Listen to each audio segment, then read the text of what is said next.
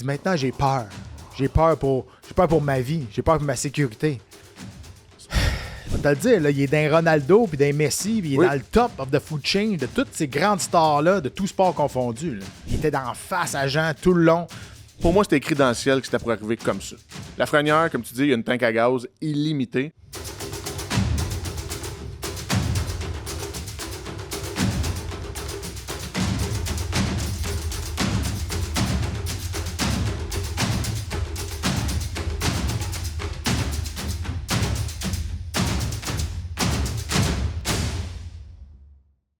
Bienvenue au Call Show, 26e épisode. Ça fait 2 semaines qu'on n'était pas là. Ouais, exact. On s'ennuyait. Mais moi aussi, je suis content, Pat. Tu m'as manqué. Mais moi aussi. Mais pendant ces 2 semaines-là, eh bien, on a été pas. Ben, à toutes les fois, c'est un record. On est rendu à 83 000 personnes qui sont abonnées à notre chaîne YouTube sur le Call Sport. Merci beaucoup de nous suivre. Vraiment. Honnêtement, c'est avec ça qu'on fait. Notre pain, notre beurre, c'est ça un qui peu. paye, c'est ça qui paye le podcast. Exact. Donc, vous appréciez notre contenu. Merci beaucoup. Vous pouvez nous suivre également sur l'application, sur le Facebook aussi, du Call Sport, mais Call Show également. On est là aussi. Même sur YouTube, on est là sur le Call Show aussi. Toutes les entrevues qui ont passé, tous les épisodes qui sont là aussi. Mm-hmm. Donc, vous pouvez toutes les réécouter. Si vous avez juste vu les petits flashs, vous avez des commentaires. Toujours le fun, on s'entend. Toujours le fun. Lâchez pas de commenter, c'est vraiment cool. Puis, exemple, la publication sur nos commentaires sur le combat d'Alex Pereira contre Cyril Gane, qui a battu tous nos records de commentaires, de vues, puis tout.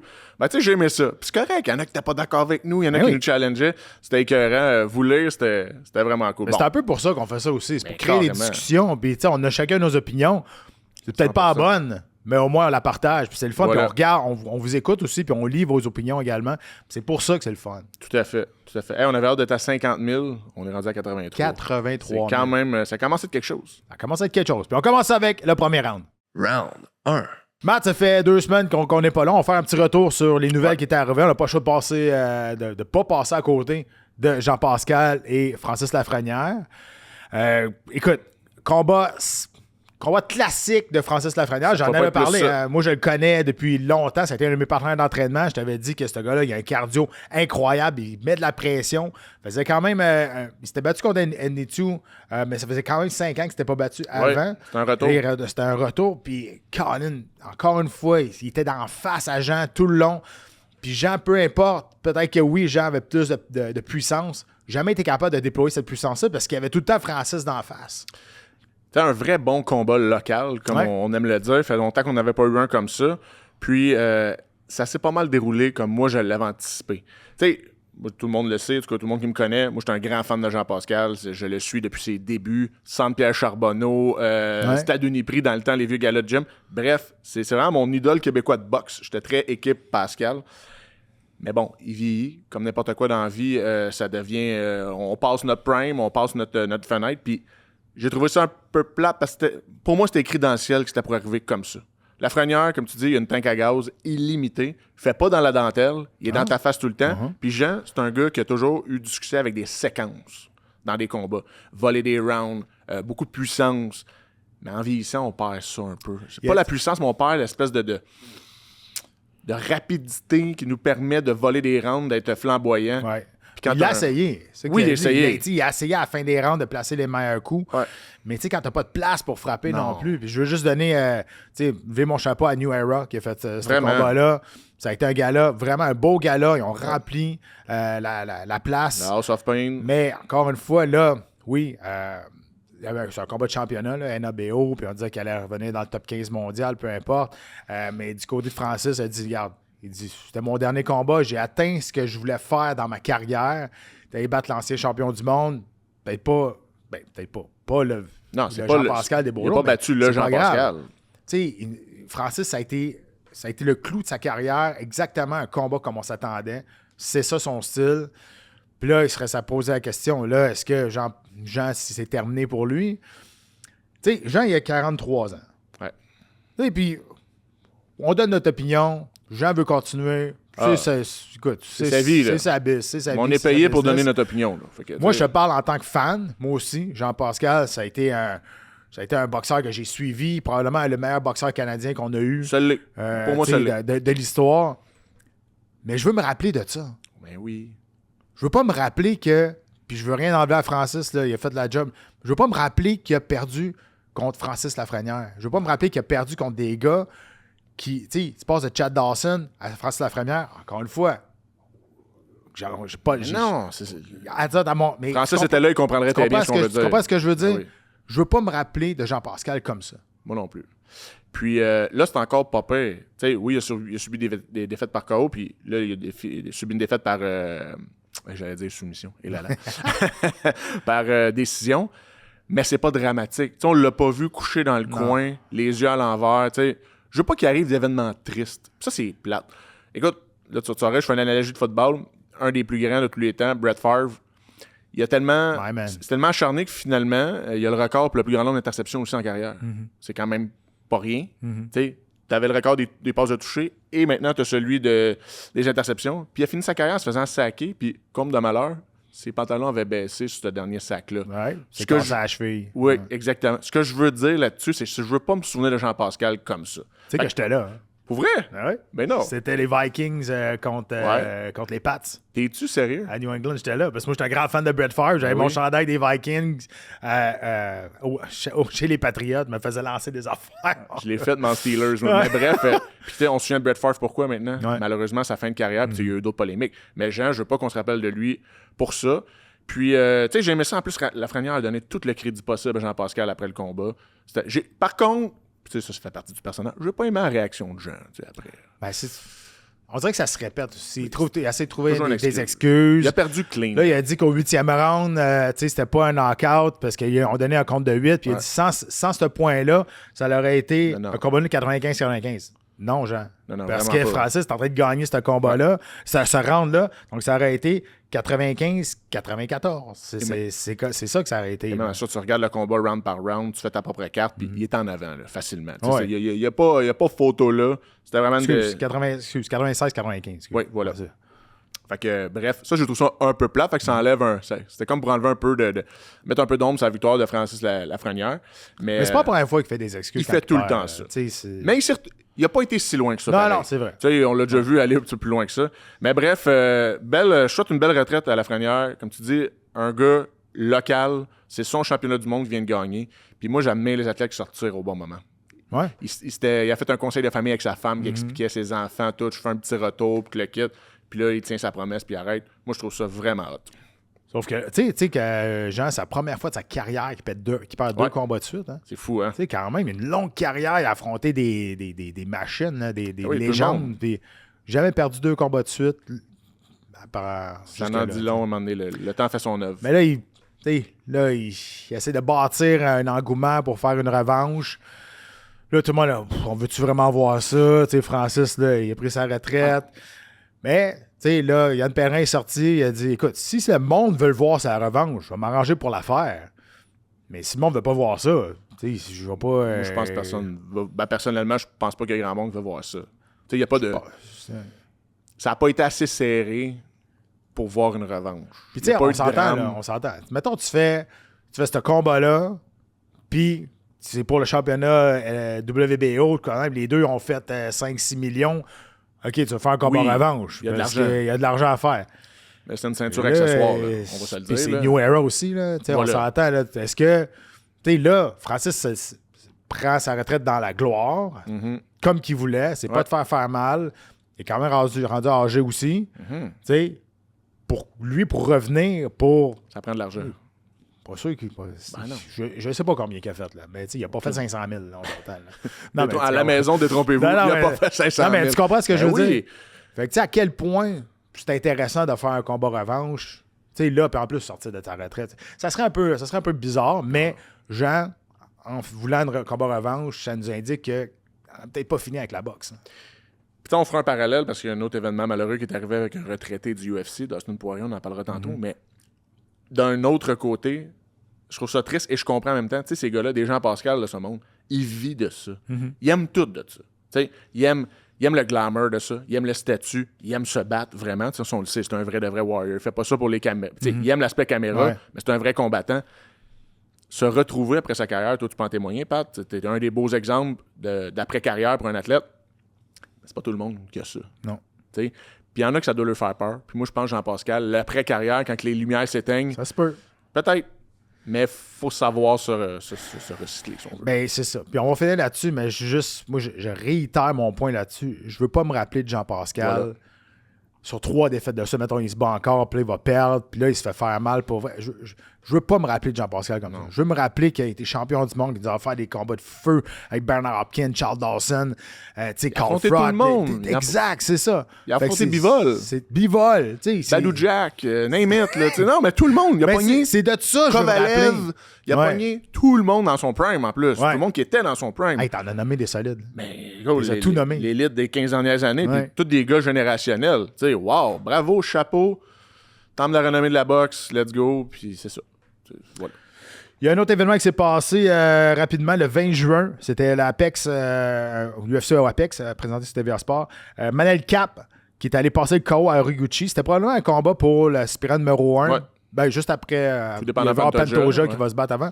Mais Cap qui s'est fait brasser, puis pas à peu près. Horiguchi dominait ce combat-là. Ouais. Solide. J'étais impressionné. Ouais, mais il s'est fait pincer. Puis Horiguchi qui se fait passer le KO au 3e round. Ça va être intéressant de voir justement. Là, Cap là, est rendu 2e avant Pantoja. Pantoja va se battre face à Joshua Van. Ils vont avoir cette revanche-là. Je ne sais pas trop quand encore, mais Pantoja semble être remis de sa blessure. Oui, il est sur le bon chemin. Là, on voit des trucs passer sur les réseaux sociaux. Mais Manel Cap, écoute, son plaidoyer s'en vient quand même bien garni pour avoir un title fight. Mm-hmm. Mais par contre Horiguchi, j'ai pas été rassuré. Manel Cap a atteint le statut pour être aspirant, mais il m'a démontré qu'il passe pas au travers de Joshua Van. Ben, encore là, c'est du MMA, tout peut arriver, mais il n'y a pas ce qu'il faut. Il n'y a pas la profondeur pour battre un Joshua Van ou un Pantoja qui est complètement incroyable. C'est ce que je pense aussi. Mais il faut lui donner le crédit quand Cap est arrivé, il était champion de Ryzen, puis tout le monde le voyait. Puis il a perdu ses 2 premiers combats au UFC. Ah, bien sûr. Puis là, on était là, OK, c'est un feu de paille. Là. Encore une fois, quelqu'un qui vient d'ailleurs. On a vu qu'il était bon. L'UFC, c'était une autre marche. Mais Colin, ça fait il est sur une bonne streak. Puis là, il se place pour un combat de championnat du monde. Ouais, vraiment, carrément. Peut-être qu'on pourra faire Taira contre lui. En attendant, je suis pas sûr que. J'aimerais bien ça. Je sais pas, parce que s'il attend son combat de championnat du monde, il va peut-être attendre 8, 9 mois, 10 mois. C'est un gars quand même actif. Ouais. Puis il a 39 ans. Oui, il n'y a pas de temps à perdre. Pas de temps à perdre, là. Il n'y a pas de temps à perdre, mais oui, tu as raison. Contre Taira, ça pourrait être intéressant. Un dernier test. En même temps, il a 39 ans. Il va peut-être s'asseoir et attendre son combat de championnat du monde aussi. Dans sa chaise, on ferait peut-être pareil. Ben oui, puis là, tu perds contre Taira, ce qui pourrait fort arriver. Taira, il faut pas. Peut-être qu'il a perdu contre Van, mais il n'est pas moins bon qu'il était. Là. Il est excellent. Ben, il avait gagné les 2 premiers rounds. Là. Ah ouais. Ça avait brassé pas à peu près. Le premier facilement même. Là. Fait que bref. Le 27 juin, une semaine plus tard, il y a eu l'UFC à Bakou. Ça, c'était seulement à Fight Pass. Raphaël Fiziev qui a passé de knockout à Manuel Torres.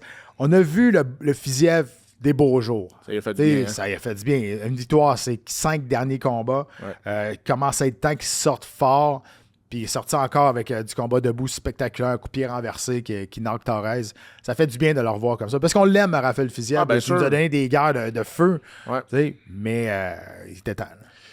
Mais je trouve que ça fait du bien. Mais tu vois qu'il a ralenti. C'est des gars, des combattants avec un haut rythme dans leur combat, gros volume. L'âge aussi fait un petit peu son œuvre. Peut-être une question de confiance aussi. Je veux dire, clairement. T'es en train de t'engouffrer. T'es une victoire à tes 5 derniers combats. Il s'enlisait, là. Fait que la confiance n'est pas tout le temps là. Fait que t'oses moins, t'es peut-être moins rapide. Tu t'en vas de là pour pas perdre au lieu de gagner. Des fois, c'est beaucoup mental aussi. Puis quand t'affrontes des gars comme Rufy, son dernier combat, ça te fait guesser beaucoup dans ton approche. Mettons, Fiziev, qui est toujours un gars qui imposait le tempo avec un style très unorthodoxe, mais bien fait. Puis là, t'as un Rufy qui te casse off-beat à chaque fois. C'est dur aussi, ça. Là. Rufy, il n'a pas fini d'en casser. Il est for real. En demi-finale, tu avais Sharabuddin Magomedov qui a gagné par décision face à Michel Pereira. Un combat sans trop d'histoire, à part, encore une fois, Dean qui est encore sur le spotlight. Clairement, Magomedov qui a tiré les cheveux à Pereira quand il était sur le dos. Là, on n'enlève pas de points, on avertit, on laisse ça continuer encore. C'est sûr que là, si ça avait été un autre arbitre, peut-être ça aurait passé un petit peu plus sous silence. Mais là, c'était Dean encore. Là, ça vient encore à la polémique des coups en arrière de la tête de Pereira.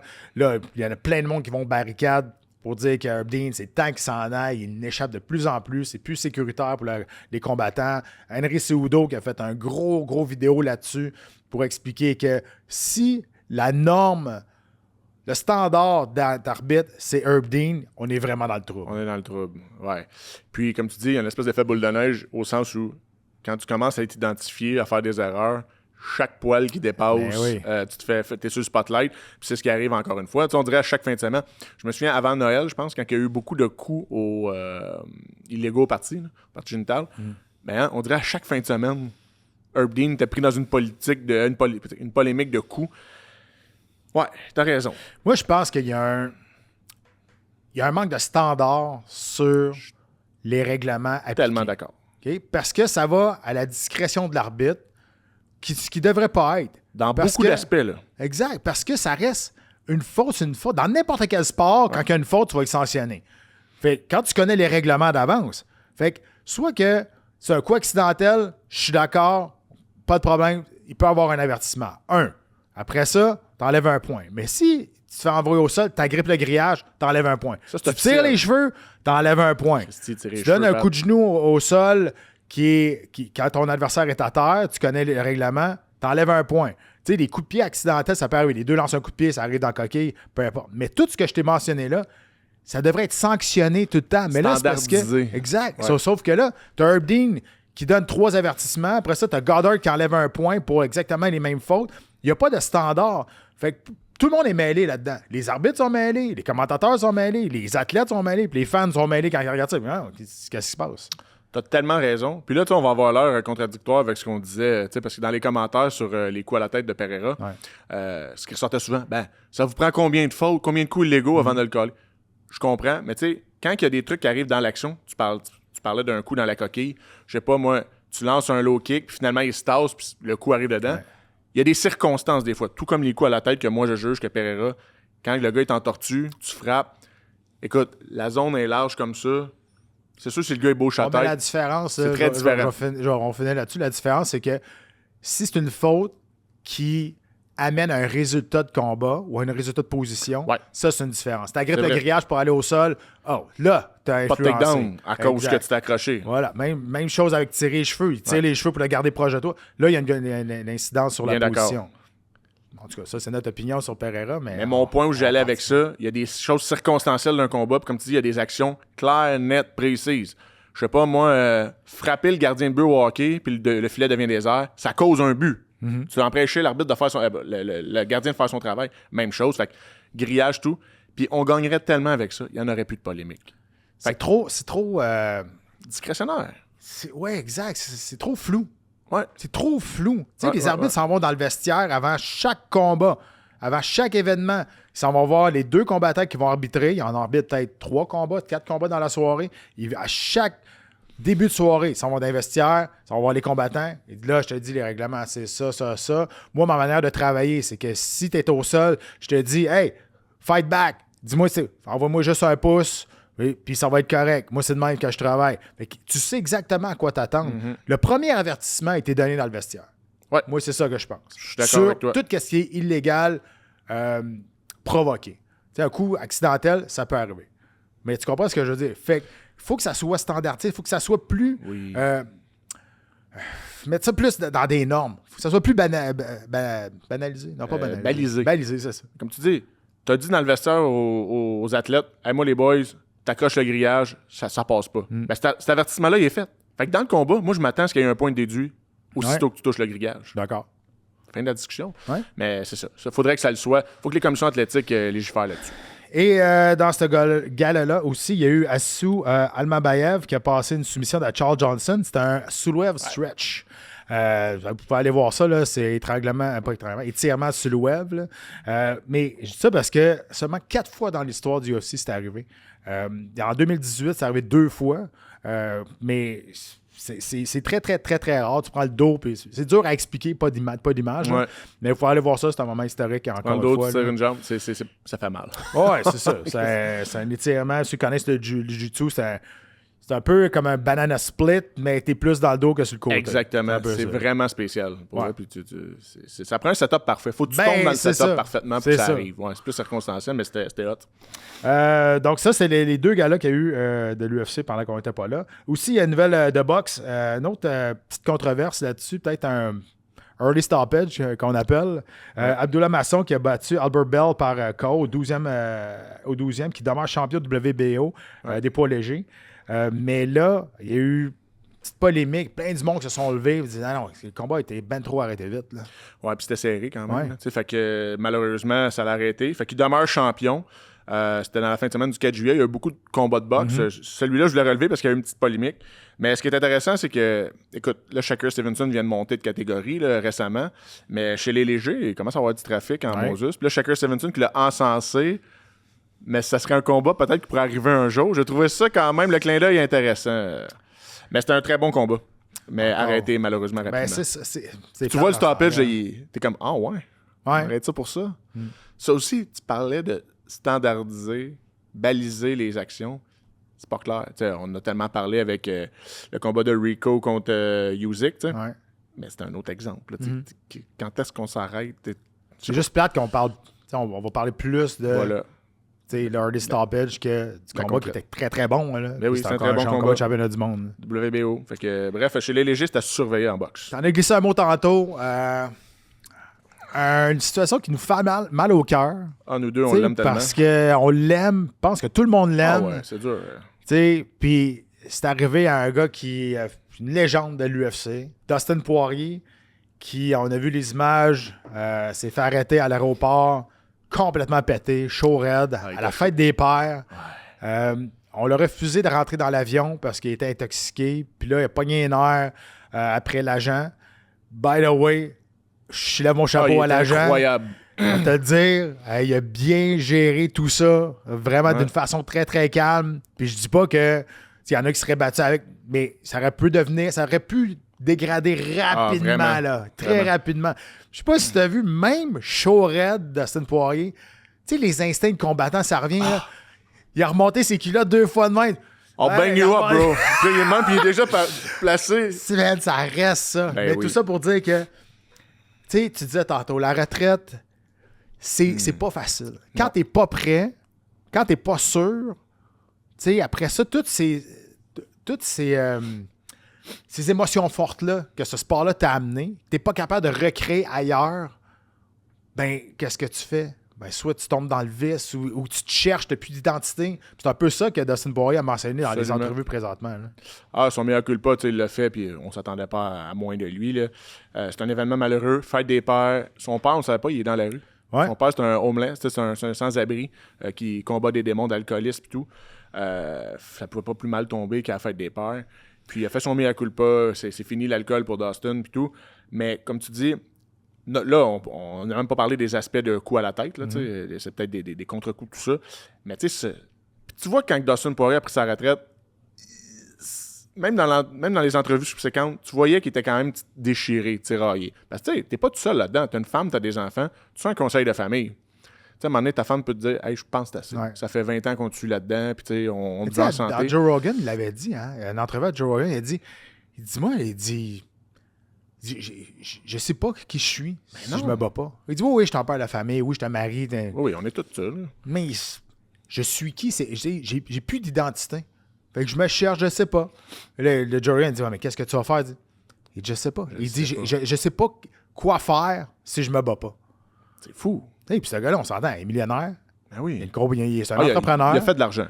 Il en a fait. C'est juste que là, qu'est-ce qui est arrivé là? Puis là, si vous voulez aller voir l'entrevue, là, c'est l'entrevue avec Steven Bartlett. C'est vraiment bon. Qui est très, très bonne. Il y a bien des affaires qu'on ne savait pas sur Dustin Poirier. Qui ressort de son passé, de sa jeunesse. Son père. À la maison aussi. Que c'est un gars qui est très, très intense. Puis qui dit aussi, il dit là, j'ai plus rien pour faire sortir le méchant, on dirait. Oui. C'est triste. Puis, tu le sais, Pat, en entreprise, ici même au Québec et tout, il y a maintenant des protocoles de préparation, des formations de préparation à la retraite pour les employés. Ouais. Comment tu te prépares pour la retraite quand tu étais un ancien grand combattant de l'UFC et tout? Tu sais, il n'y a pas de playbook de ça. Mais on devrait. Je pense dans les sports majeurs, Ligue nationale de hockey, etc. Je pense qu'il y en a de ça. C'est qui a dit ça? C'est-tu Henry Cejudo? Ou Chad Mendez? Je sais plus. Mais il y a quelqu'un qui a dit ça cette semaine, puis c'est un ancien combattant aussi. Il dit, je pense que l'UFC pourrait mettre un protocole pour aider les combattants à s'en aller vers la retraite. Tu sais, parce que, tu sais, de un, faut que tu sois prêt à le faire. Oui. Tu sais, je pense que Dustin Poirier, il a encore le contrat sur UFC, puis il dit, peut-être pas fini, là. Tu sais, j'accepte peut-être un combat, une trilogie avec Conor, c'est Nate Diaz, il revient. Tu sais, il y a encore. C'est pas enterré dans sa tête. Non, exactement. Fait que ça reste encore là.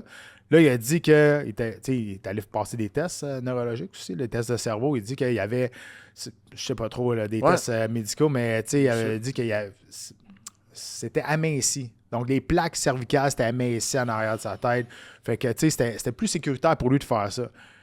Mais sa décision de prendre sa retraite, c'était plus au niveau de ça, je pense, que vraiment lui qui était prêt à le faire.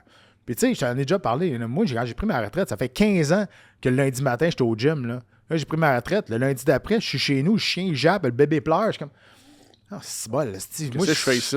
Qu'est-ce que c'est? Fait qu'il y a une adaptation à faire solide, là. Vraiment. Clairement, c'est pas tout le monde qui est capable de le faire comme ça. Puis, tu sais, il est encore accroché au sport. Il travaille pour ESPN, il est encore là, mais il y a encore cette rage-là dedans lui. C'est une adrénaline particulière, tu sais. Puis, dans mon entourage, tu le sais, exemple, Yohan, en ce moment, qui a des décisions à prendre dans sa carrière, tu sais, moi, je jase tous les jours, puis même chose. Puis, je le sens dans ses yeux, tu sais. Dire j'accroche, là, il faut que tu sois prête puis convaincu. Parce que c'est dur de revenir après.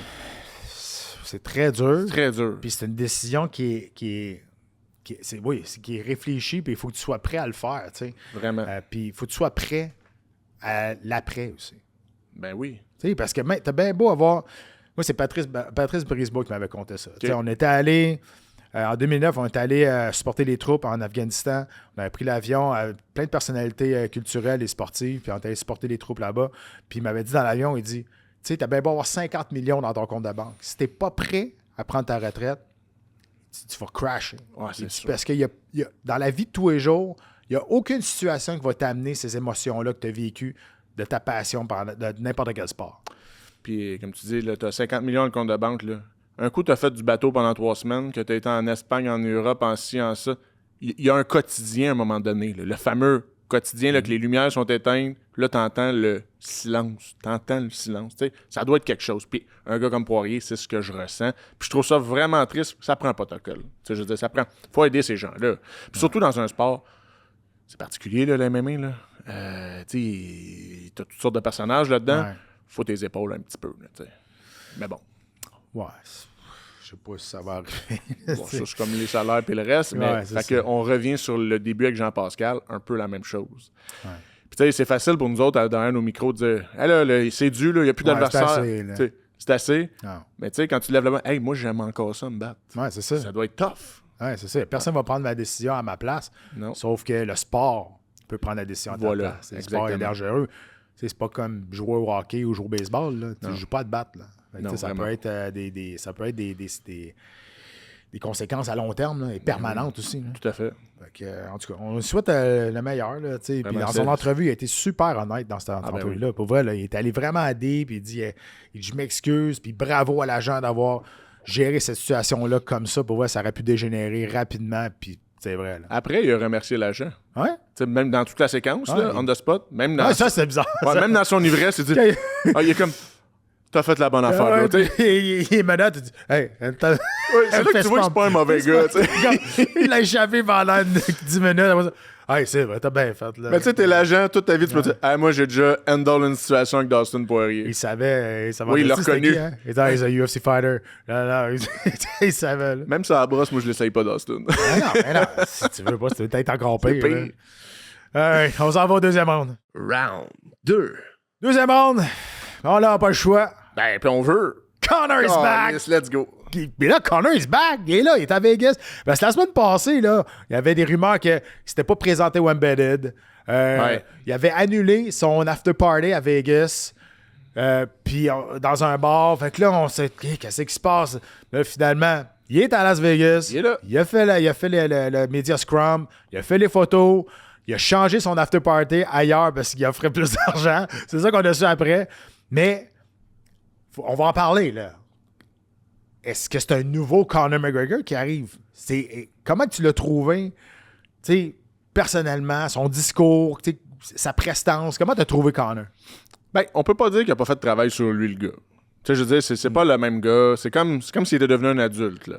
Bon, il a semble-t-il trouvé Jésus puis Dieu, puis tout le kit, là. Bon, ça peut l'aider, tant mieux. Il en parle beaucoup. Mais, ouais, différent. Comme on en parlait un peu avant d'entrer en onde, Pat, un petit malaise quand même. Tu sais, mettons, dans l'entourage, il redébarquait à Vegas. Ouais. Parce qu'on sait pas. Il a tellement été imprévisible pendant des années. Là, il arrive, il parle à tout le monde, il est super gentil, super charismatique, gentil, sympathique. Il prend tout le monde dans le bras, puis là, tout le monde... C'est quand il va péter une latte, là? C'est quand, là, qu'il va exploser? Quand est-ce qu'il va se mettre à marcher comme ça? Ouais. Mais, oui, c'est correct, c'est rafraîchissant. Ça montre qu'il y a un cheminement dans sa vie. Encore une fois, on en parlait, mais avec tout ce que ce gars-là a vécu en si peu de temps dans sa carrière, le succès phénoménal... Ça affecte une personne. T'sais. Ben oui, puis tu sais, ça excuse pas ce qu'il a fait. On l'a vu, il y a eu des mêlées avec la justice, peu importe. Nous, on n'est pas là pour parler de ça, mais il reste que, il l'a dit lui-même. Il dit, moi, à 27 ans, je suis devenu double champion du monde. Je me suis battu contre Floyd Mayweather, j'ai caché comme n'importe quoi, puis j'ai parti ma compagnie de whisky. À 27 ans, il dit, j'ai perdu la tête. Un dieu. Je l'ai échappé ben raide. Puis il était pas juste adulé comme quand on tripe sur un fighter. C'était un dieu dans son pays. T'sais, littéralement, il y a un statut. Une nation derrière toi. T'sais, dis ça là, sans avoir les frissons, j'ai une nation derrière moi. Boy, c'est pas pire. Bref, semble plus mature. Physiquement, moi, c'est là que j'ai hâte de voir. T'sais, il semble en forme, là, mais à quel point ce long d'aparté-là dans sa carrière va avoir des conséquences sur ses performances. Parce qu'on veut voir un bon Conor. On a besoin d'un bon Conor. Oui. Le sport a besoin de ça. Ouais, puis tu diras ce que tu voudras. Conor est là, c'est bon pour le sport, c'est bon pour l'UFC, écoute, c'est la plus grande star. Je vais faire attention, là, parce que le monde va dire t'as pas rapport, là, mais tout sport confondu, là, on va te le dire, là, il est dans Ronaldo, puis dans Messi, puis il est dans le top of the food chain de toutes ces grandes stars-là, de tout sport confondu. Là. Qui font en sorte que si tu parles du sport, tu as une référence, c'est lui. C'était bien bête, j'étais à un dîner au travail hier, puis ça parlait de ça, là, une gang de vendeurs, puis tout, on jasait, hey, allez-vous écouter Conor McGregor, en fait, c'était plein de néophytes, là, qui écoutent un UFC, ils écoutaient Georges Saint-Pierre dans le temps, puis c'est tout. Ah ouais, je pense que je vais le louer en fin de semaine, c'est Conor qui revient. Ils n'ont pas écouté ça depuis 5 ans. Mais là, Conor, il est là en fin de semaine. Oui. Fait que ça, comme tu dis, c'est bon pour le sport. On oublie les frasques, puis tout. Ça nous en prend des Conor McGregor, puis je suis content qu'il revienne. Puis j'en veux un bon. Je veux pas que ça finisse mal ou une cochonnerie comme à la fin, là, avant qu'il prenne sa retraite ou sa pause. J'espère qu'il est en forme. Tu sais, un bon combat d'anthologie contre Max Holloway, ça serait. Ouais. Ça serait parce cool. que, tu sais, ça. Max Holloway se sont déjà battus en 2013. Conor avait gagné par décision, mais ça fait tellement longtemps. Le combat va être à 170 livres. Il est là, le Joker. Quand même. Est-ce que Conor va avoir le cardio? Tu sais, on l'a déjà vu. Là, c'est pas un exemple de cardio. Non, quand Diaz il avait gazé out, là, on s'entend, Max Holloway, là, c'est le premier dans l'histoire pour les coups touchés. Il en lance des coups. Là. Est-ce que Conor va être capable de gérer, de gérer cette pression-là? Après 5 ans, hey, on s'entend, là, je pense que je l'ai ici, 3681 coups touchés dans l'histoire. C'est astronomique. Puis on s'entend, Max Holloway, là, depuis que Conor ne s'est pas battu, son dernier c'était le 10 juillet 2021, c'était brisé la jambe face à Poirier, 2 défaites de suite. Holloway a fait 8 combats. Ah, il est très actif. Il est encore là. Contre l'élite. Là. Ouais. Je veux dire, il n'y a pas eu de combat de chauffe là-dedans. Pardon. Puis on l'avait vu aussi, ça contre Diaz. Tu voyais son cardio suspect. Contre Chan Mendez aussi, le cardio était tantôt suspect, quand il avait devenu à 145 livres encore à l'époque. Mais bref, moi, je vois le Joker en avantage de Conor. Puis là, on oublie que l'aspect qu'on n'a aucune idée de ce qu'il a fait pendant 5 ans. Ça a été quoi son éthique de vie? On le sait pas. Mais je pense que c'est ça dans l'ego qui a pesé fort. Conor voulait se battre à 170 parce que Holloway n'est pas un exemple de puissance à 155. Fait qu'imagine à 170.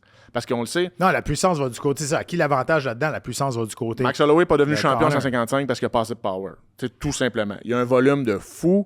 Fait que là, à 170, je doute fortement qu'il y ait la puissance pour l'ébranler. Mais le volume, par contre, ça peut être vraiment fatigant. T'sais. Moi, j'ai hâte de voir à quel poids Holloway va arriver.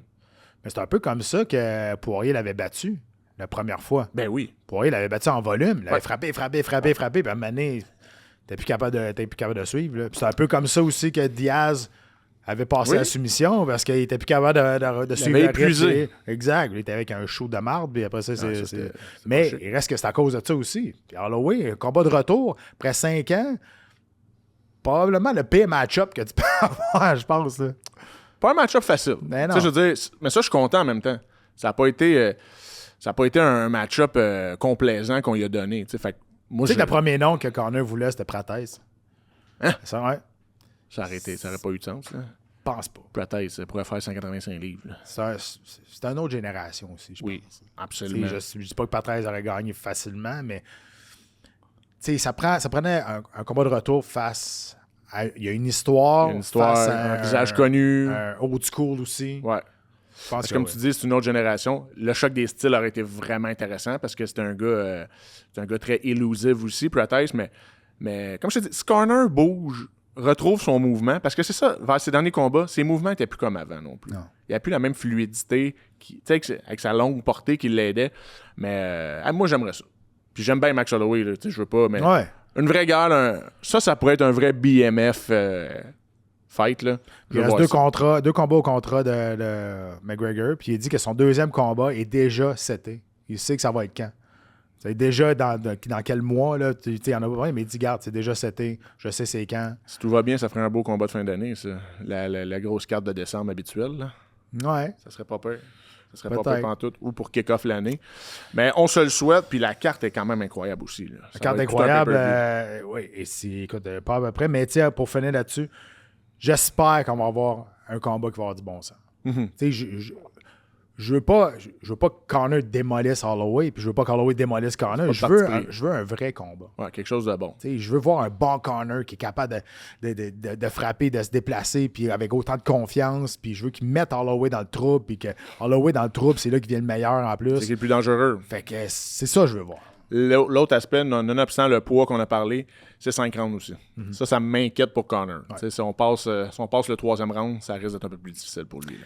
Bon, ben ça se passe samedi, le 11 juillet. Donc, télé à la carte sur Indigo. Et les comptes préliminaires, ça va être sur TVA Sport, évidemment. La carte, ça va commencer à 21h et 19h sur TVA Sport 2. Demi-finale, combat extrêmement important chez les 155 livres. Benoît Saint-Denis face à Paddy Pimblett. Est-ce que c'est pour le number one contender? Parce que là, tu sais, il y a Mount Saroukan qui est là, mais on ne sait pas s'il va revenir. Bon, c'est pas quand. Je pense qu'il va revenir, mais quand? On ne sait pas. Ça, c'est plus nébuleux. Moi, dans ma tête, évidemment, dans un monde idéal que Tsaroukan est là, c'est lui le number one contender, mais ça, c'en est un. C'est un titre, c'est un combat éliminatoire, absolument. C'est ce que je pense. Puis ça vient de changer le portrait pour ces deux gars-là. Je t'avais dit une couple de podcasts après une performance de Saint-Denis, tu sais que malheureusement, autant que des Pimblett que des Saint-Denis, c'est plus vers des BMF titles qui pouvaient s'enligner puis tout, parce que, tu sais, je voyais tellement pas personne pouvoir détourner Topuria, mais là, avec la performance de Gaethje à Maison-Blanche, c'est comme si toute logique venait de tomber. Mais Christy, finalement, un Saint-Denis, une bonne soirée, peut être champion. C'est ce que je pense. Un Pimblett aussi. Fait que ça va être très intéressant. Gaethje a dit qu'il ne vous donnait pas un combat de revanche à Topuria. Il dit, je l'ai fait quit 2 fois. Mais non, mais il moi, a coûté là, puis il a coûté sur le stool. Il dit 2 fois qu'il a coûté. Fait que non, je passe à d'autres choses. C'est 100% d'accord. Il va défendre son titre. Moi, je suis même pas sûr qu'il va revenir. Ben, c'est ça. Mais je pense aussi que c'est pour le number one spot. Saint-Denis, 4 finishes de suite, 2 victoires, 2 soumissions. Pimblett, lui, il a perdu face à Gaethje son dernier combat, mais c'est sa première défaite à l'UFC. Ça se topait 9 victoires de suite. C'est 2 combattants qui ont 2 styles différents. Je veux que tu me dises ton opinion là-dessus. Qui a la meilleure boxe entre les deux, le meilleur sol? Quelle serait la stratégie de ces 2 combattants-là? Autant on riait du style debout de Pimblett avant, ben j'étais le premier. Ma perspective a changé. Debout, ça va être intéressant. Parce que. Puis moi, je vois Pimblett debout avoir le dessus. Puis là, je vais peut-être choquer tout le monde. Moi, tu me choques. Moi, ce qu'il m'a donné contre Gaethje, il est capable de toucher la cible. On a vu que la puissance n'était peut-être pas au rendez-vous. Ouais. Mais Saint-Denis prend beaucoup de risques debout. Il a souvent le menton à l'air, comme on dit. C'est un petit peu plus classique, boxeur plus que classique aussi. Ça pourrait être une surprise. Au sol, moi, je donne l'avantage à Saint-Denis quand même. Man, on est complètement ailleurs. Ailleurs, hein? Ouais. Puis encore là, le sol de Pimblett est excellent. Ouais. Mais Saint-Denis est un peu plus physique, je trouve, au sol. Je pense qu'il est plus fort que Pimblett. Fait que vous on est à l'inverse. Ah ouais. Moi, comme je te dis, Moi, les derniers combats ont tous complètement. changé ma perspective. Carrément. OK. Mais ça va être intéressant pour Ça va vrai. être Parce mais que... ça va être tout un match. Parce que les Ben deux oui. sont bons. Ouais. Un peu partout.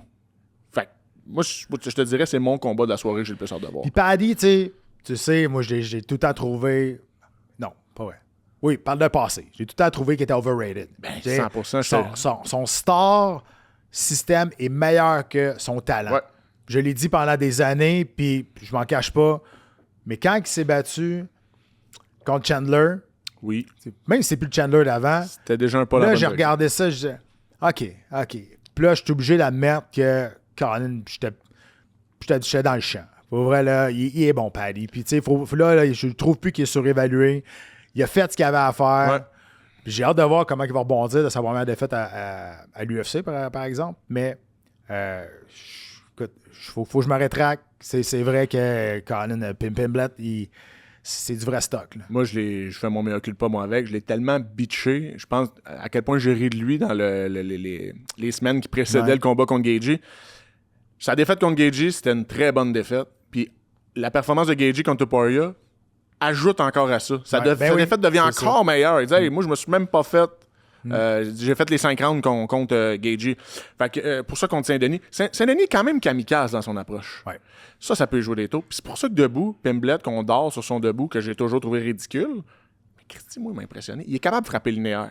Tu sais, on a vu, contre Gaethje, quand il touchait la cible, il était linéaire. La puissance n'était peut-être pas là, mais Saint-Denis n'a pas le meilleur menton sur la terre non plus. C'est vrai. C'est déjà fait rock une couple de Ouais, fois. Là. exactement. Mais ça, moi, je pense que ça va être le feu d'artifice de la soirée. Oui, il y a bien des chances. Mais moi, je pense, il y a un sleeper. Moi, je pense que oui, dans aussi. Sanagan contre Mario Bautista, Ça aussi. moi, je pense que c'est le sleeper de la carte principale. Ça se peut très bien. Je pense que ça va revoler. Puis pas à peu près. Peut-être que je me trompe complètement.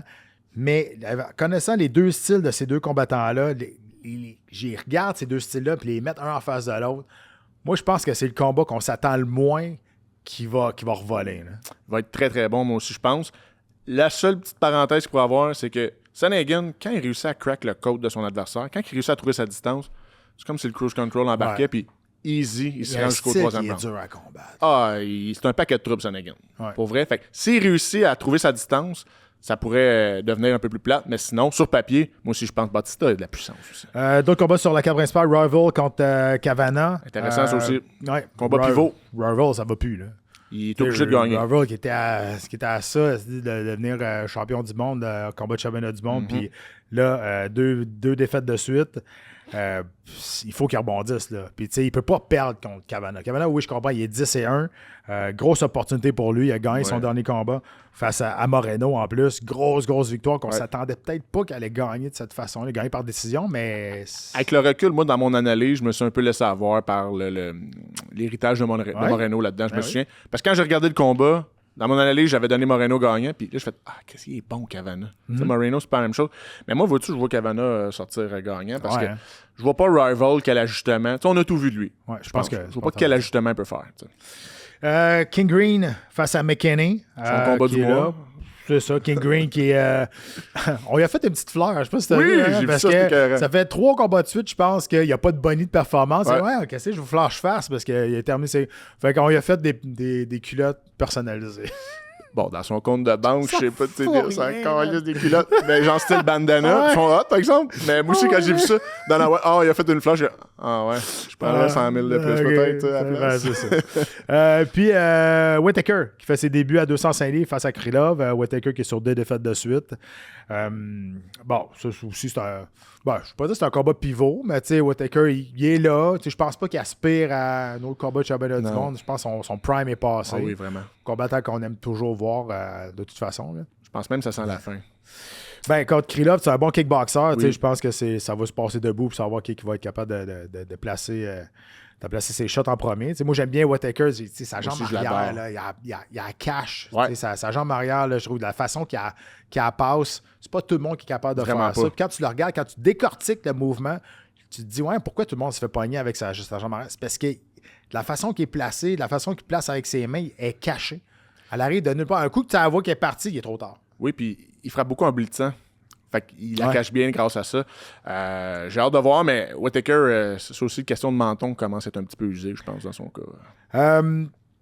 Juste avant de parler qui va faire ses débuts, évidemment, ça fait longtemps qu'on en parle. D'autres combattants qui sont sur la carte. Cody Garbrandt contre Adriana Yanez, Tracy Cortez, Farid Basharat, Cody Gordon face à Alessandro Costa. C'est les plus connus qui sont sur la carte préliminaire. Et évidemment, la finale, la carte préliminaire sur les ondes de TVA Sport 2, Gable Stevenson. C'est Stevenson.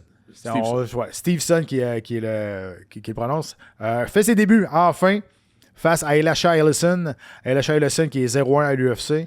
Je pense que dans toute l'histoire de l'UFC, c'est la plus grande différence entre le négligé et le favori dans un combat. Écoute, on donne pas cher de la peau. Moi, ce que j'ai lu, c'est que c'était confirmé. Ouais. C'est le plus gros gap de l'histoire. Bon, moi, j'aime bien parier un petit peu sur le sport, mais on va mettre une petite pièce quand même sur notre ami Ellison. On sait jamais.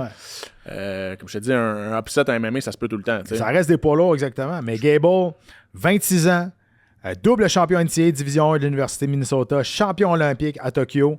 C'est, encore une fois, c'est la nouvelle génération des poids lourds. 6 pieds 1, 230, 235 livres. Pas si gros que ça. Mais explosif, rapide, athlétique. Écoute, il y a juste 3 combats au UFC. Pas au UFC, en MMA. 3 victoires au premier round. Pas pogner des grands combattants encore, mais... C'est similaire quand même, ce qu'il va pogner. C'est ça, c'est un peu similaire. Mais là, on se demande, tu sais, il y a tout le temps beaucoup de monde qui arrive à l'UFC, ils ont beaucoup de hype, puis là, finalement, l'UFC les mange tout rond à cause de la pression, à cause des 3 lettres. Mais Stevenson, là, ça fait longtemps qu'il est dans l'entourage, parce qu'il accompagnait John Jones tout le temps. Oui. Il était peut-être pas dans le coin, mais il était tout le temps dans l'entourage. Ça fait longtemps qu'il est autour... Dans le giron, là. De l'UFC, de la machine. Il sait comment ça marche. Ouais. Il est habitué de performer, gagner les Olympiques. Pense pas que ça va le stresser tant que ça. Là. Moi non plus, il a été sur les gros stages dans sa vie. C'est ce que tu dis. Et puis, écoute, c'est pas un grand coach de vie, John Jones, mais il doit y avoir donné un tip ou deux. Sans y en donner, en côtoyant ces gars-là dans leur quotidien, t'apprends des choses. Moi, je suis très, très, très excité. Je vous le dis, ça sera pas long au sens où pariez pas la maison. Si vous avez une pièce pour le fun à cause de la cote Ellison, pariez pas à la maison contre Stevenson. Par contre, dans 3 combats, il peut se ramasser en championnat du monde. À 26 ans, là. Il n'y en a pas des jeunes poids lourds à l'UFC. Ils sont tous plus âgés.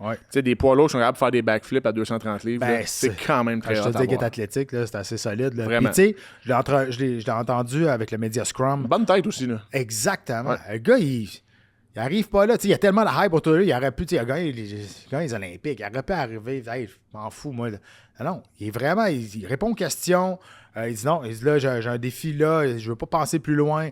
Il dit je sais que ça pourrait aller vite. Mais si je gagne pas samedi, il m'a resté sur place. T'sais, fait que, il quand même, il a une tête sur ses épaules. Puis je pense qu'il parle bien aux journalistes aussi. Puis on a tout hâte de le voir, évidemment. Mais il y a tellement d'attentes. Énorme. C'est ça, là. Puis c'est cette gestion-là des attentes qu'il faut faire attention. Parce que des fois, tu veux tellement trop en faire pour que tout le monde dise s'il gagne au 2e round, le monde va être déçu. Pratiquement. Mais en même temps, avoir un peu de millage dans l'octogone ne serait pas de mauvaise chose non plus. Fait que, oui, t'as raison. Mais je pense que c'est un gars qui va être capable de gérer ça.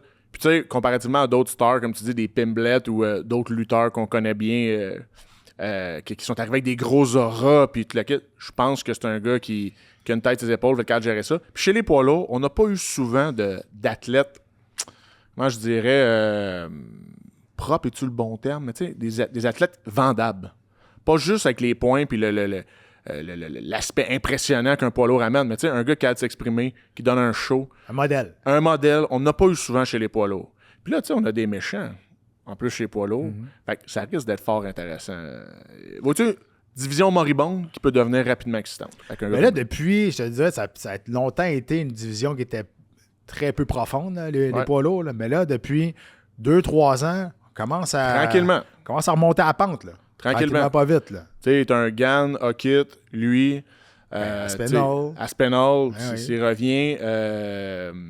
Voyons, le grand russe, là, excuse-moi, j'ai un blanc qui est numéro 2 en ce moment.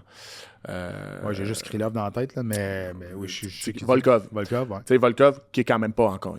Ouais. C'est un drame qui soit numéro 2, mais il est pas mauvais. Non, mais il reste que c'est plus la vieille génération. Tu commences à avoir un top 5 intéressant. C'est ça. Tranquillement, pas Parce qu'on a eu la bonne génération vraiment va très longtemps avec les Frank Mir, les Naguera, Shane Carwin, etc. Après ça, il y a eu un gros down. Que là, c'était comme, OK, ça n'a plus de bon sens. Personne ne voulait voir ça. Personne ne voulait voir ça. Mais là, on est en train de remonter à la pente. Là, parce que les combattants athlétiques, techniques, puis pas juste une main droite qui ça reste debout puis sont essoufflés après 15 secondes. Fait que ne dormez pas sur la carte préliminaire. Allez voir ça. Je vous le dis, ça vaut la peine. Ça vaut le détour. Même journée, pas le même temps, évidemment, parce que ça se passe en Géorgie. RAF en Géorgie. Commence, la première fois qu'on s'en va à l'extérieur, commence à se déplacer pas mal. Évidemment, RAF qui est un succès sur toute la ligne. C'est encore une start-up. C'est encore une start-up. Ben oui. Dvalishvili qui va affronter Henry Cejudo. Très intéressant, ça. Très intéressant. Bien hâte d'avoir. Dans lutte pure, ça va être vraiment intéressant à regarder. Autant que Cejudo a gagné les Olympiques, autant que je ne sais pas s'il va être capable de suivre Dvalishvili. En lutte pure, en plus. Ouais. Dvalishvili, c'est vraiment un cas à part. Là. Tu parlais du cardio de Lafrenière. Une tank infinie. Ben, Dvalishvili, c'est ça. Fait que ça sera. Puis il est physique, il est dans ta face tout le temps. Ça va être intéressant. Notre champion olympique, Kyle Snyder, qui va défendre son titre face à Sadulev. Un gros russe fort, avec du poids sur les épaules. Là, mais Snyder est très bon, par contre. Snyder, débile. C'est un monstre. Pour vrai, on en avait parlé, je pense, le 4-5 shows. Je ne sais pas qui va être capable, va être capable d'amener pour le battre. Ça va être vraiment difficile. Ça va être vraiment difficile. Aman Saoukan, encore. Un abonné qui va faire face à Kamitov, un Kazakh, qui est son premier combat à RAF. Un gars qui a quand même de l'expérience en arts martiaux mixtes, je pense qu'il y a 28 ou 29 combats, quand même. qui est un bon combattant, un bon lutteur, qui est bon un peu, en général, un peu partout en arts martiaux mixtes. Bon, encore une fois, Tsarukyan étant Tsarukyan. Tsarukyan étant Tsarukyan, exactement. Fait que ça va être intéressant de voir si Kamikta va être capable de s'en sortir de ce combat-là sans trop se faire piner trop longtemps. Et il y a 2 autres combats de championnat du monde. Hélène Maroulis face à Elina Alezak et Kyle Drake face à Gam Gredeliz.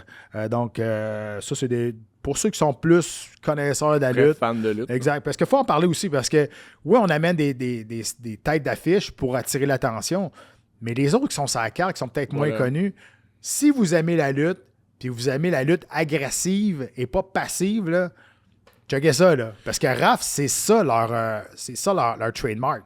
Ça bouge, du vrai c'est freestyle wrestling. C'est du vrai freestyle wrestling. C'est 2 combats. Il y a 3 combats de championnat du monde sur cette carte-là. De là, c'est Rose roule la porte là-dessus rapidement. Ça va être ça l'enjeu de RAF, je pense. Ça va être un jour de bâtir des vrais stars de lutte pure. Parce que là, on s'habitue. Comme tu disais, chaque semaine, on est excité d'en parler parce qu'on parle de combattants du UFC ou d'anciens grands médaillés. Mais bâtir des vedettes, là, ça va être ça l'enjeu. Je pense que comment ils vont peut-être être capables de réussir à faire ça, c'est faut t'amener un gros nom de l'UFC face à un lutteur qui est peut-être moins connu, puis lutteur bas le gars du UFC. Tranquillement, pas vite, ça va être ça. Je pense que ça va être mais ça. Mais qu'une de leurs vedettes moins connue, à un moment donné, se battre contre un combattant du UFC. C'est ça qui va être intéressant. Mais en même temps, tu veux faire attention à pas brûler. Non, ils font bien les choses. Oui, mais c'est ça. Là. Mais à moyen terme, ça va être ça un peu l'enjeu, je pense. Exact. Fait que ça se passe, vous pouvez écouter ça sur Fox Nation. Ouais. Aucune idée où, mais c'est Fox Nation. C'est Fox Nation. C'est difficile, mais googlez ça, vous allez trouver comment l'avoir. Surveillez aussi plus tard ce mois-ci en boxe. Quand même, des gros combats qui s'en viennent. Mais des combats de chauffe. Ben, oui, mais c'est des combats de warm-up. C'est ça. Hein? C'est ça. Fait que, le 24 juillet, Tyson Fury face à Marius Wack en Thaïlande dans un stade de Muay Thai. Carrément. Parce qu'il y a un combat de boxe. Essayez pas de voir ce combat-là. Impossible. Ce sera pas diffusé. Nulle part. Non. Ce combat-là va être filmé, va être utilisé pour un documentaire sur Tyson Fury plus tard. Dans sa télé-réalité, c'est ça? Ou je sais pas trop, mais ça va être utilisé pour Netflix. Là. Exact, pour Netflix, mais c'est pour un documentaire sur lui. Mais impossible de voir ce combat-là. Non. Impossible live de voir ce combat-là. Bon, écoute, c'est sûr que Marius Wack, who the fuck is Marius Wack? C'est pas un combat qui a un grand intérêt pour tout de suite. C'est pour mettre la table. Voilà. Éventuellement, face peut-être à Anthony Joshua, qui va se battre le lendemain, le 25 juillet. Grosse fin de semaine de boxe. Face à Christian Prenga, qui est aussi un combat warm-up supposé pour Joshua. Celui-là est un peu plus substantiel contre Prenga, mais c'est toute une fin de semaine. Puis c'est drôle, moi je m'attends à la fin de ces combats-là, la semaine suivante, ils vont annoncer. Parce qu'il y a tellement de rumeurs en ce moment, la rumeur est tellement forte. Il faut que les deux gagnent. Ben oui, ça c'est sûr. Ça, Tu sais, là, tu vas dire, ouais, mais c'est. Moi, s'il y en a un que j'avais peur qu'un drame arrive, c'est Joshua. Ben, À cause de son menton. Ben oui. Écoute, je souhaite à la planète Box que ça n'arrive pas, mais never know. C'est pour ça que c'est toujours hasardeux d'annoncer. On a déjà parlé, là, mais je comprends que la boxe fonctionne comme ça. Mais tu sais, t'annonces déjà le blockbuster fight, mais ouais, by the way, avant, on va se battre contre un gars. Tu sais, t'es l'autre gars, t'es comme... Ouais. Ouais, fait que je suis le warm-up, moi. Ouais, je suis le warm-up. Ben, Makhmoudov l'a vécu récemment, puis tu sais, il a fait ses sous avec ça, tant mieux. Et puis Vol aussi, tu sais, il a fait son combat, ça a bien fonctionné, mais tu sais, il a quand même fait, tu sais jamais, tu sais. C'est de la boxe. C'est moins... Puis c'est moins encore une fois, je répète, c'est des poids lourds encore. Oui, en plus. C'est moins à risque le MMA, mais ça peut arriver pareil. Et il y a le Canadien, le 26 juillet, 2 jours plus tard. Québécois, Steven Butler, qui va se battre face à Edgar Berlanga. Ce qui est intéressant, ça, c'est sur Zuffa Boxing. Yes. On parlait de Butler, tu sais, essayer de se trouver une niche, là, 168, c'est de moins en moins facile. Juste dans son écurie, c'est loadé à 168. Mais là, ça, c'est une niche intéressante pour lui d'aller chez Zuffa, je pense. Je sais pas monétairement à Eva Tiger quel deal qu'ils ont réussi à signer avec eux, mais c'est vraiment, vraiment intéressant. C'est une avenue qui va lui donner un exposure différent. Parce qu'à un moment donné, tu sais, quand toutes les portes commencent à être. Ben, toutes les places les chaises commencent à être remplies, faut que tu trouves ton spot. Puis, tu sais, Butler a encore de la substance. On l'a vu, là, de ce dernier combat. Ouais, non, moi, il m'a surpris. Bien, moi, il m'a surpris. 168, il fait du bien en plus. Sa puissance est encore là. Fait que je souhaite tout le succès possible. Ça va être cool à regarder, ça. C'est le fun, hein, tu sais, le Québécois qui est rendu là. Puis je pense que c'est la finale en plus. Oui, je pense que oui. Fait que, mais tu sais, de la manière dont ça marche, je pense que on avait parlé à Kim Clavel là-dessus, c'est que c'est des combattants qui sont prêtés. Ouais. Donc, tu sais, il n'y a pas. Oui, il y a un contrat qui est signé. Là, mais il n'est pas signé par Zuffa. Pour remplir des cartes, des affaires comme ça. Voilà. Mais tu remplis la carte, mais tu es le main event. C'est bien correct. Puis tu veux rester actif. Là, il y a ce statut-là, puis ça va, sur l'auditoire américain, ça va le faire connaître un petit peu plus. Exactement. La Hypoke News. Hypoke News. Matt, la Hypoke News, on parle d'un autre Québécois, Charles Jourdain, qui était supposé combattre le 18 juillet. C'était à Oklahoma City. Finalement, on ne sait pas pourquoi. Le combat a été déplacé face à Chito Vera. Le 19 septembre en Californie à l'UFC 331. Rumeur de finale, Volkanovski contre Evloev. Jourdain qui est classé 13e maintenant. Ah ouais, 13e. Il a percé le top 15. Ouais. Et Chito Vera est classé 10e. Mais 10e, là, quand tu vas sur le site du UFC, tu peux cliquer le méta-classement ou le classement des journalistes. Tu peux le voir les deux. Ah, ils ont gardé le classement des journalistes. Pour voir la différence. Dans le classement méta, Vera n'est plus là. Ben non. Il est sur 4 défaites de suite. Là. Mais le classement des journalistes, il est classé 10e. On va garder le classement du 10e pour Charles parce qu'il gagne, il rentre dans le top 10 mondial. Fait que 19 septembre en Californie. Écoute, oui, Vera, une victoire et 5 défaites à ses 6 derniers. 4 défaites de suite. On sait que Charles, c'est un finisher. Ouais. Sauf qu'il a perdu 12 fois, Vera. Jamais été fini là-dedans. Jamais été fini. Il y a des décisions serrées là-dessus, notamment contre Ayman Zahabi. Très excellent combat pour Charles. Je pense qu'il n'y a pas mieux comme nom. Il l'a calé. Oui, il l'a calé. Donc, il y a eu son match-up. Et côté rayonnement pour Charles Jourdain, c'est merveilleux. Imaginez qu'il réussit à le finir de façon spectaculaire. Que ce soit une soumission ou un knockout. Son stock vient de monter. Là. Il passe le top 10 direct. C'est clair. Puis, tu sais, malheureusement, à cause de Vera qui a perdu 4 défaites de suite, tu sais, si Vera avait été sur une séquence de 2-3 victoires, j'aurais vu ce combat-là comme co-main event. Oui. C'est à l'UFC 331. Là, tu peux pas le placer comme là, écoute, je sais pas, là, on n'a pas vu la carte. Là. Je trouverais ça difficile, mais il va être sa carte principale. Oui, c'est sûr. D'après moi, tu sais, peut-être le premier combat ou le troisième, dans le milieu. Ce qui ferait du sens. Pour laisser. Exact. Moi, je pense que c'est probablement ça qui pourrait arriver. Le 18 juillet, en plus, c'est pas juste un combat-là qui a été déplacé. L'autre combat de Marc-André Barriault, c'est vrai. Qui est supposé se battre face à Brad Tavares, a été déplacé aussi. On ne sait pas quand. C'est une blessure, je pense. Ouais, c'est Tavares qui s'est blessé. Oui, parce que dans la publication de Barriault, semblait dire c'est dommage. C'est ça. Mais c'est la vie. Fait que ça a été déplacé, je ne sais pas trop quand. Son frère aussi, Louis Jourdain, qui très, très bientôt. Peut-être quand le podcast va sortir, ça va être annoncé. On a hâte, là. Moi, j'ai parlé à son gérant. Il dit, garde, ça sort d'une journée à l'autre.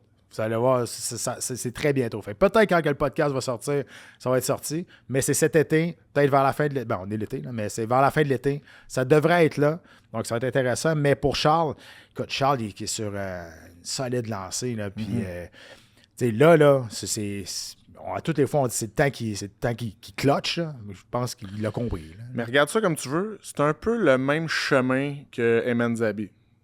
Une succession de victoires significatives qui se bâtissent tranquillement, qui va peut-être l'amener dans un contexte intéressant. Mais des dans le top victoires un 5. peu plus franches, par exemple. Là. Clairement. OK, clairement, sans rien enlever à Eman. Ouais. Mais, tu sais, Eman, tout a commencé avec sa grande victoire contre Aldo, ensuite contre Vera, contre Chito. Il est sur la bonne route. Puis, tu sais, le dernier combat de Charles, en tout cas, on enlève ceux qui ont braillé que c'était donc un vol, là, mais pour moi, il n'y avait pas de vol là. C'était toute une performance contre quelqu'un de l'élite. Fait qu'il en sort un autre. Ça pourrait même aller plus vite qu'Eman, je pense. Parce que le contexte, à 135 livres, 135 livres, n'a pas changé tant que ça. Tu sais, c'est toujours les mêmes noms. Tu as les 4 mêmes gars, un peu tout le temps. Ouais. C'est sûr, gars, il y a des Corey Senegan qui sont encore dans le mix, là, mais ça pourrait faire un autre combat quand même spectaculaire, ça aussi pour Charles pour la suite.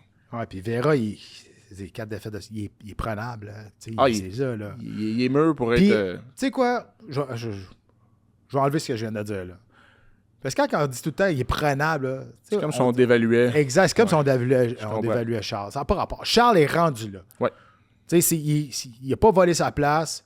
C'est pas parce que Chito il a 4 défaites de suite qu'il est prenable. Je pense que même s'il était sur 4 victoires de suite, ça serait le combat à faire, puis Charles aurait des chances de gagner quand même. Là. Je pense aussi. Fait que, tu sais, je me suis mal exprimé là-dessus, mais tu sais, Charles mérite d'être là. Puis là, il est rendu 13e. Puis écoute,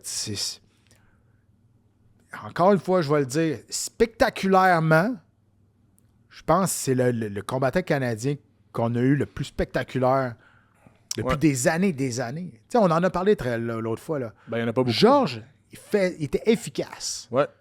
David Il va être spectaculaire des fois, là, on s'entend. Là, mais... David Loiseau a été spectaculaire au début de carrière de l'UFC. Ouais. Charles, encore aujourd'hui, tu sais jamais ce qui va sortir. Toi, t'es un gros cogneur. T'étais capable de finir des combats, mais tu sais, plus classique quand même. Ouais, c'est plus kamikaze que d'autres J'ai jamais choses. fait un flying knee. Non, j'ai essayé. Là, mais... Bon, on essaye dans la vie, hein? Mais tu sais, oui, moi, je suis d'accord. Côté spectacle, il porte bien son nom. Exactement. Fait que ça va être à suivre. C'est le 19 septembre en Californie pour Charles Jourdain face à Chito Vera. Pereira qui s'est calmé un petit peu là, présentement, mais là, il est en train de préparer sa poursuite contre pour pas un procès verbal, mais pour faire renverser la décision face à Gann. Mais là, il dit, je sais même pas si je vais revenir combattre. Il dit, maintenant, j'ai peur. J'ai peur pour ma vie. J'ai peur pour ma sécurité. C'était pas un Amazon inébranlable avec une face de bois, là, tu sais. C'était pas ça. Tu sais, un aura qui se dissout. Il est fâché. Ouais, mais quelqu'un autour de lui dit de fermer sa gueule. Ça n'a pas de bon sens. Puis là, je suis content. On va se faire un autre clip avec ça, probablement. Je vous jure, je suis pas stagé. Oui. Mais Christy, t'as bâti toute ton aura autour de l'espèce de personnage en métal, pratiquement, indestructible. Ça n'empêche pas que t'as le droit d'avoir peur dans la vie, là, mais là, commande. Tu sais, puis, je vous dis, c'est pas le pire combat avec des coups derrière la tête que j'ai vu toute ma vie. Puis, OK, peu importe. Qu'on ait raison ou qu'on n'ait pas raison, que ça soit illégal ou pas. C'est pas une question d'avoir raison, là. OK, c'est fait. Il n'y a rien que tu peux changer à ça. Il n'y a rien que tu peux changer. C'est fait. Fait que, OK, là, je comprends. T'es pas d'accord, t'as chialé pendant une semaine. T'avais le droit. C'est correct, t'as le droit. Puis c'est peut-être nous autres qui n'avons pas raison, que les coups dans la tête, je sais pas. Peu importe. À un moment donné, get over it. Ouais. Là, il part, il veut aller en cours, il veut poursuivre l'UFC. Après ça, il veut partir en croisade contre l'arbitre. Après ça, il porte un protège. Après ça, il dit, mais là, moi, j'ai peur à cette heure de retourner dans l'octogone. Je sais pas si je vais revenir. J'ai peur pour ma vie et ma sécurité. Là, Mané, t'es comme... Tu sais, encore une fois, je reviens sur ce qu'il a bâti, l'aura qui est en train de fondre comme neige au soleil. T'es comme... Là, il n'y a plus rien, là. Tout ce qui était sur un piédestal, t'es comme là, ça finit plus, puis là, il est rendu à la même place. Et là, l'affaire, c'est que dans le portrait, je sais pas c'est quoi qu'il y a pour lui dans le portrait. Parce que, clairement, il devait, mais dans le plan optimale de l'UFC, il gagnait ce combat-là. Puis là, il devenait triple champ, là, l'histoire, puis tout. Puis là, il aurait pu faire des match-ups favorables. Mais là, oublie ça. C'est quoi le portrait? Une revanche contre Gann? On s'en fout, Aspinall, il est là dans le line-up avant. Revenir à 205 livres. Contre qui? Pourquoi? Il est dans un catch-22, là, vraiment. Fait il en est vraiment frustré, mais il faut en revenir à un moment donné. Tu as perdu. Fin de la discussion. Puis arrête de dire ça. Là, je vais dire le gros, là, mais mon ami, arrête de dire ça. Tu viens de signer un contrat à long terme. Là. Arrête de brailler. Je veux dire, l'argent, c'est à la table, tout. Trouve-toi un portrait. T'sais, comme je te dis, les combattants, on en a tellement souvent parlé, là, à la Anderson Silva, à la Conor McGregor, name it. Quand l'aura disparaît, quand l'aura est percée, l'espèce de bulle qu'ils ont autour d'eux. Mais qu'est-ce qui est le plus payant? T'sais, s'acharner sur une défaite ou une histoire incroyable de retour? Il me semble la question se pose même pas. Pourquoi du monde autour de lui, parce qu'il y a souvent beaucoup de yes-men autour de lui. Là, mais un Glover Teixeira doit bien dire. C'est ça. Teixeira, il est l'exemple de comeback. Je te le dis, là. Il dit là, c'est fini, on prend la pilule, on ferme notre gueule pendant 3 mois. Dans 3 mois, on revient. On fait le plus beau comeback qui a jamais existé, lui. Parce qu'il est capable de le faire. Un autre vintage knockout là, à la Pereira. T'sais. Avec un gars, comme je te dis, comme Teixeira dans son coin, je peux pas croire qu'il est par son expérience. Teixeira, il est passé. Teixeira était rentré au UFC comme méga prospect. Il a vécu l'enfer, la fameuse barrière du UFC, puis il finit par être champion à la fin de sa carrière. C'était-tu hot, ça? Mais il me semble que moi, je parlerais à mon boy, je dirais, écoute, peut-être qu'ils l'ont fait aussi, mais ça rentre pas. On sait pas, Pereira. Il a peut-être une grosse tête aussi. Ce qu'on veut, nous autres, c'est voir des histoires de retour. Ben oui. Ça, c'est beau. C'est de ça qu'on parle. Les underdogs puis les histoires de retour, c'est gagnant. Tito Ortiz, là, peu importe, il a été un des plus grands champions, un des premiers champions, un des premiers meilleurs vendeurs de l'histoire de l'UFC. Mais qu'est-ce qu'on parle souvent, c'est qu'il se trouvait tout le temps des maudites excuses à 3 fois qu'il se battait, puis c'était jamais de sa faute. J'ai mal au cou, j'ai mal à une jambe, je me suis blessé avant. C'était tout le temps des excuses. Fait que là, mané, c'est ça qui arrive. Là, je suis bien d'accord. Fait que oui, en tout cas, en espérant qu'il va arrêter d'en parler, là, ça serait bien. Je veux l'aimer, je l'aime bien. Oui, c'est ça qui m'énerve. ça. Sa réaction est difficilement explicable. Ouais, je comprends. Combat de boxe, Christian Billy face à Canelo Alvarez, c'est reporté. Ouais, c'est en octobre. C'était nébuleux. Ouais, je sais pas. Peut-être question de calendrier que c'est ce qui était évoqué. C'est parce qu'il y avait des combats qui tombaient en même temps.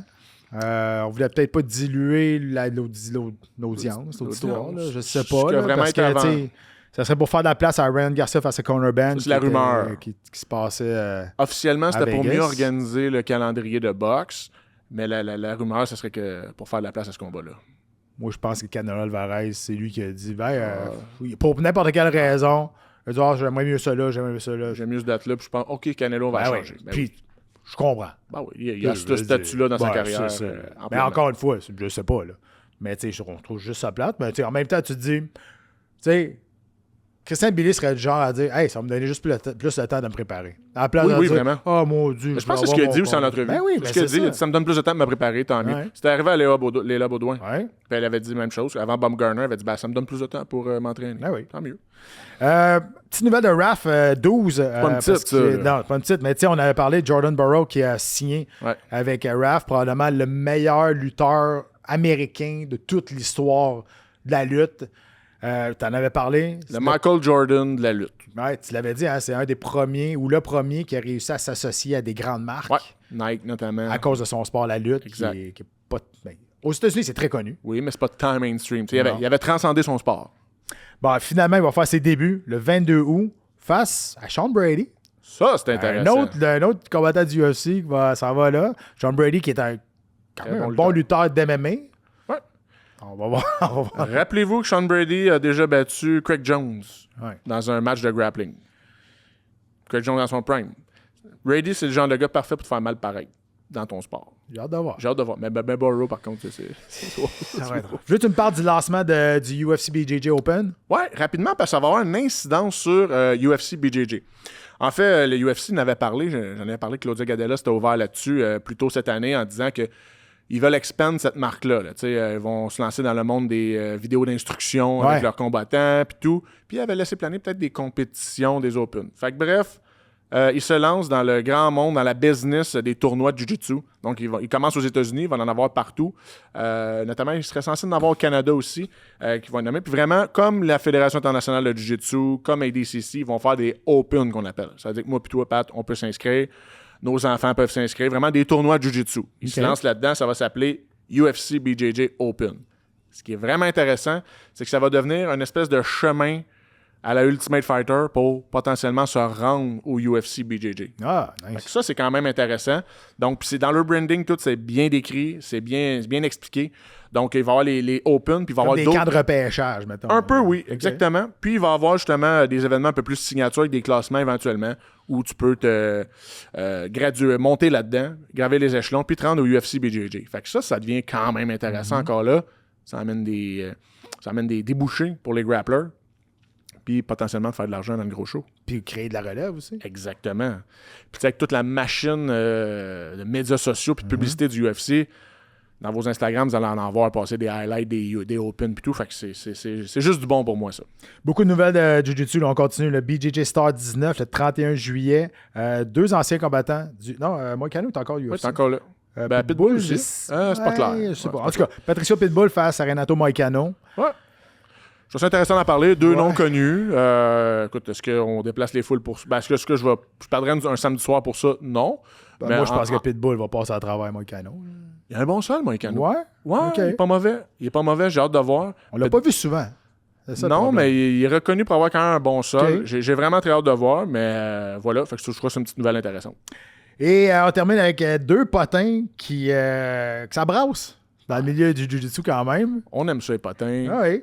Mikey Musumeci a accepté d'affronter Bryce Mitchell après des critiques de bot scooping. C'est parce que Bryce Mitchell dit de Mikey qui tout ce qu'il fait, c'est que le combat commence, il s'assoit à terre puis attaque des jambes. Ouais. Il dit c'est pas un combat, ça. Ouais.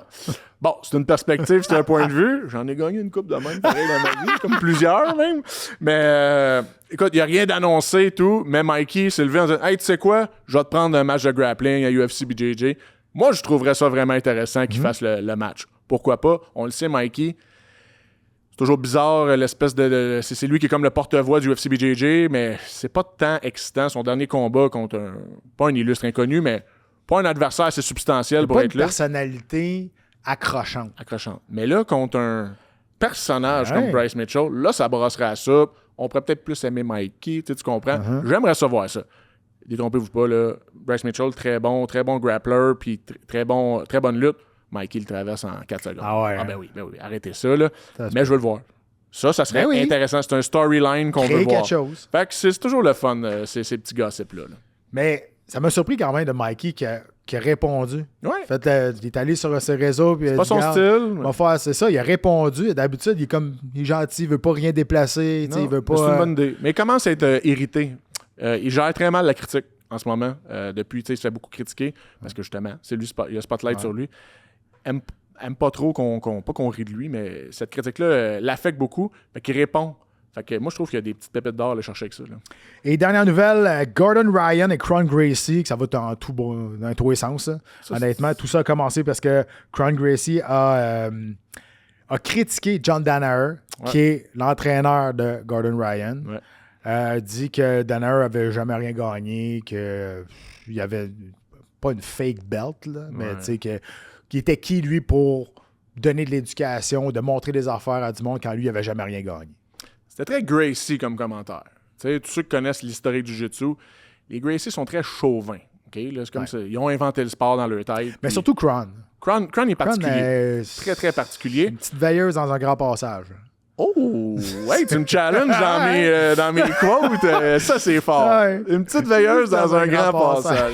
Je la mets dans la poche, celle-là. Fait que tout ça a découlé de là. Pour vous mettre en contexte, John Danaher, pour ceux qui ne le connaissent pas, c'est le plus grand coach de jiu-jitsu sur la planète en ce moment. Et il en a formé des champions. Là. Oui, qu'on l'aime ou pas, il a révolutionné le jiu-jitsu. C'est lui qui a popularisé les Glock puis il les a systématisés. OK? Il a été dans le coin de Georges Saint-Pierre, dans le prime de Georges Saint-Pierre, l'espèce de gars bizarre là, qu'on voyait dans le coin. Bizarre. C'est un popé personnel. Lui, il porte tout le temps des rash guards. Dans un mariage. Tout le temps. Il met un rash guard tuxedo. OK? Le gars était prof de philo à l'Université de Columbia pour donner une idée. C'est un cerveau, mais une bébite. C'est le coach de Gordon Ryan, fait qu'évidemment, Gordon Ryan a sauté dans la mêlée, a dit combien de champions du monde t'as formé Kron Gracie, il a breakdown qu'il y avait une école depuis 15 ans, puis il a formé personne de connu. Fait qu'il y a des échanges comme ça, puis là, Gordon a challengé Kron Gracie dans un match. Ben ouais, mais il pèse la moitié de lui. Je le sais, puis là, le Kron a tout ses stéroïdes, fait que, tu sais, quand on parle de la section des potins, ça pourrait être dans le séjour, tout ça. Là, oui. Fait que juste encore ça. Ouais, je pense ça. Allô, police. Allô, police. Allô, police. Mais, tu sais, jusqu'à quel point, c'est ça, ben, tu disais que les Gracie sont chauvins, mais, tu sais, jusqu'à quel. Tu sais, tu connais plus ça que moi, ce monde-là. Jusqu'à quel point, dans ce milieu-là, à l'intérieur, tu sais, il y a des critiques qui se font entre équipes comme ça, puis il y a vraiment une guerre interne, des rivalités entre les équipes comme ça. Parce qu'on parle tout le temps, tu sais, on parle tout le temps de la communauté du Jiu-Jitsu, comment c'est beau, tu s'en vas dans des compétitions, tout le monde se donne la main, tu sais. On parle du côté amateur. Oui. Mais quand tu t'en vas du côté plus professionnel, slash amateur, mais peu importe, des grands comme ça, on n'est pas à la même place. Là. Non, c'est différent. Il y a beaucoup, comme tu dis, de rivalités de gym. Toute l'équipe de John Danaher, dont Gordon Ryan comme vedette, ont toujours joué le rôle des méchants. Ouais. Puis moi, je pense que c'est ça qui a skyrocket le Jiu-Jitsu. Tu sais, on le dit tout le temps, ça prend un gentil, ça prend un méchant. Fait qu'il y a beaucoup d'échanges comme ça. Moi, je vous le dis, c'est pour ça que c'est du bonbon suivre la communauté du Jiu-Jitsu. Elle est super entertainante. Mais, il y a plusieurs personnages là-dedans. Et des solides personnages. La communauté amateur, comme je vous dis, c'est vraiment friendly. Mais ça, c'est différent. Puis à peu près à tous les semaines, il y a des potins. Craig Jones, il va probablement s'en mêler là, incessamment. Donne une idée. Là. Puis c'est tout le temps à savoir qui est. Tu sais, mon père est plus fort que le tien. Là. Ah, c'est carrément ça. Toujours un peu. Là. T'en as un autre qui pisse le plus loin. Ouais, aussi. C'est à peu près ça. Fait que c'est intéressant, mais hey, un match entre Kron Gracie et Gordon Ryan. Bah, pourquoi pas? Ouais, je sais bien, mais. Ça n'a pas de bon sens, là, mais pourquoi pas? Ben, pour vrai, il pèse doit peser à moitié de l'autre. Là. Facile. Pas gros, là, Kron. Kron, il se battait à quoi? 145 livres, le UFC? 135? Ouais, c'est ça. Gordon pèse 2 quelque chose. Ouais, 2 quelque chose bien plein. Gordon. Ouais, plein de bonnes substances. Non, mais écoute, ça vendrait. Moi, je l'écoute. Mais non. C'est juste pour le fun. Là, on en parle. Mais bon, on va voir où ce que ça va mener, mais je pense pas que ça va. On a plus de chances de voir Bryce Mitchell contre Mikey que ouais. Puis on va la regarder. Ça, c'est sûr. Hey, merci d'avoir été là pour le 26e épisode. Ça va super bien, encore une fois, on vous le dit. Là, on est rendu à 83 000 personnes sur les abonnés de YouTube, sur le Chaos Sport. Suivez-nous sur l'application. Suivez-nous sur le Facebook également. Échangez avec nous sur les Reels, sur les petites libres qu'on a. Si vous n'êtes pas sûr, regardez l'épisode au complet pour avoir des vraies réponses. Mais écoute, c'est ça que ça prend. C'est ça que ça prend. C'est ça que ça prend. Ça alimente. Mais notre propos est plus élaboré dans le podcast. Écoutez-nous donc complet. C'est encore bien. C'est ça. Voilà. Puis je pense qu'on voulait avoir 5000 avant la fin de l'été. Ouais. Faudrait que je recheck, mais je pense qu'on n'est pas loin de là. On doit être pas loin de 5000 sur Facebook. Là, on n'est pas loin de là. C'est ça qu'on voulait. Merci. Belle communauté qu'on est en train de créer là. Et on se voit la semaine prochaine. Bonne semaine, guys. Pour un autre Chaos Show.